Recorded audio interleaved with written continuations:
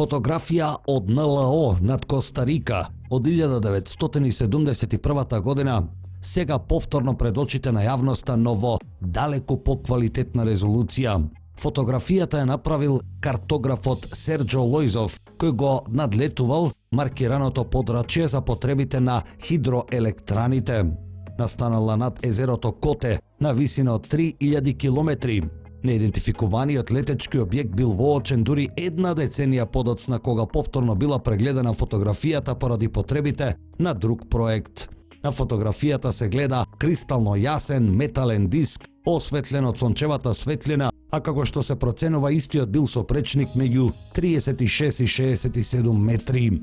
Со текот на времето оваа фотографија била наречена најдобрата фотографија на НЛО некогаш. Бројни НЛО истражувачи ја анализирале фотографијата на Лојзов во изминатите децении и никој не можел да ја оспори. Утврдено било дека металниот диск не е вештачки вметнат, односно дека е некако фалсификат, туку фотографијата била апсолутно автентична. Половина век подоцна, сега е објавена фотографијата во оригинален квалитет со висока резолуција и јасно се гледа непознат објект во форма на метален диск.